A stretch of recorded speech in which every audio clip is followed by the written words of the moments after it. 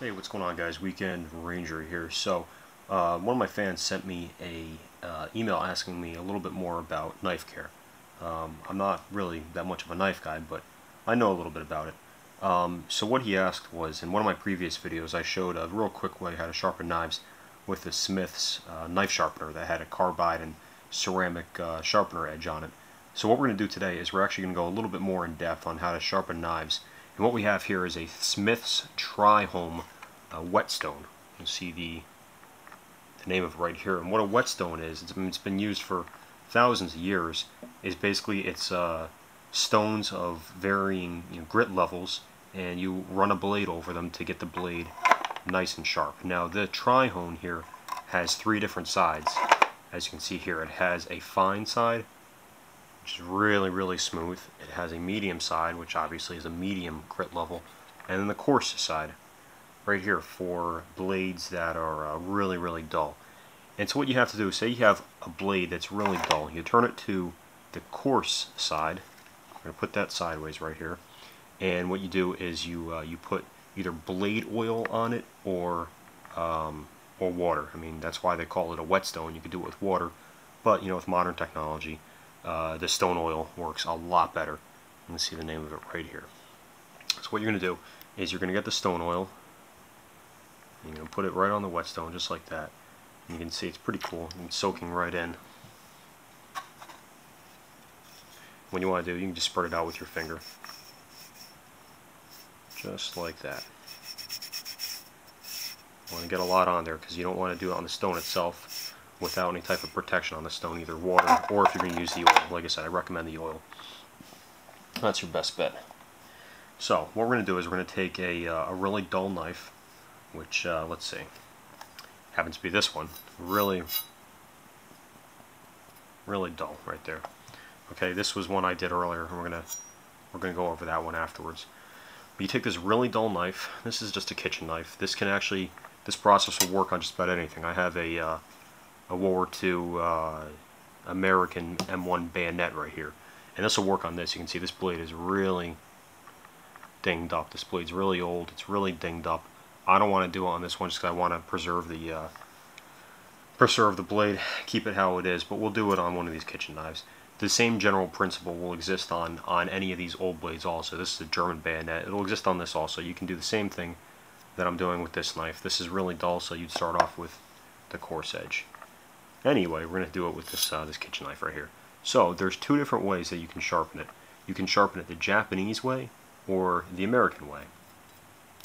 For smaller knives like this, I like the Japanese way. For a bigger knife like a K-bar, I would prefer the American way. So I'll teach you the Japanese way first. So the Japanese way, you put the blade against the whetstone at about a 10 to 15 degree angle. Okay, so a 10 to 15 degree angle, if you take, say, your thumb right there, half of your thumb width right there is about 10 to 15 degrees. Good enough for what we're going to be doing right here. And what you do is you can put like your fingernail on the whetstone, or just even your skin. I mean, your skin rubbing against it's not going to hurt it too much. And what you do is at a 10 to 15 degree angle for the Japanese method of sharpening knives, you just go back and forth. You want to keep that angle nice and even. Make sure the angle is nice and even. And what I'm doing is I'm kind of turning the blade a little bit like that. You don't want to do that. You want to keep the blade perfectly, that's what I'm looking for, perpendicular to the blade, or to the whetstone right here. And you go back and forth against the grit, both ways. Okay, and so after you do that for, I'd say, you do that for about 10 minutes for the coarse edge. You turn it to the medium edge on the whetstone, and you do the same thing, back and forth for about 10 to 15 minutes on that side, depending on how the knife is doing. I mean, if the knife is getting really sharp, then obviously less time, and if the knife is really bad shape to begin with, you might have to do it for a little more time. So finally you go to the fine edge right here, and well, actually what I didn't do was I didn't show you that I put more of the whetstone oil on this side. There was a lot on it already since I did the first knife earlier, but you want to get the whetstone oil or water, if that's what we're going to be using, on all the stones in your whetstone, because this doing it on the bare stone is going to be bad for it. And so then with the fine end also, back and forth until you have a really, really nice sharp edge on this. This one, like, I only did it for just a few minutes right now, so it's really not that sharp. So now what I'm going to do is I'm going to show you the American way of sharpening a knife, and this works a lot better on, like I said, a big thick blade like this Ka-Bar. You can see the thickness right there on it. It's really thick blade, in comparison to my thumb right there. You can see about 4 millimeters thick, somewhere around there. So the American way, instead of going back and forth like that at 10 to 15 degree angle, you're still going to keep it at a 10 to 15 degree angle, except what you're going to do is, as you're moving like that, it goes up at a 10 to 15 degree angle, just like that.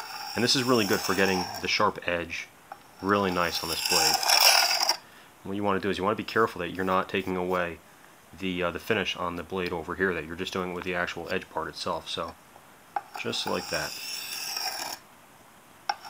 So you're not going back and forth like the Japanese style.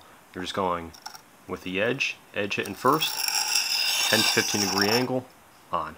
Okay, and once you have, once that gets pretty sharp, you move to the medium edge and you do the same exact thing.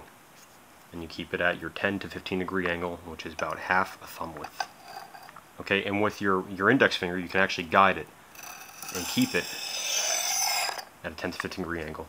Okay, so after you do that, what you want to do is you want to clean the whetstone down, get all this. This is all just residue from the steel. You want to get all that off of it and prepare it for the next time.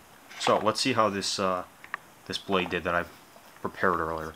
This is one, just another kitchen knife. I did this for maybe, I don't know, 15 minutes total, and I gotta say it's really sharp right now. Don't want to cut my finger with it. So let's take this banana. I know it's not the the best of things to cut, because bananas are pretty we call it soft to begin with, but let's see how easy this goes through. That seems pretty sharp to me. Yeah, that seems pretty sharp. We'll do it with the Ka-Bar now, see what the Ka-Bar does. Yeah, that's pretty sharp. So again, even though it's a banana, you get the principle. That's going to slice through just about anything really, really easily. Alright guys, I hope you learned something. If you have any more questions, please feel free to ask. Subscribe to the channel for a lot more content. Usually I do gun stuff, but because I got the email asking a little more about knives, I went into this a little bit. So hope you guys enjoyed the video, and have a good one.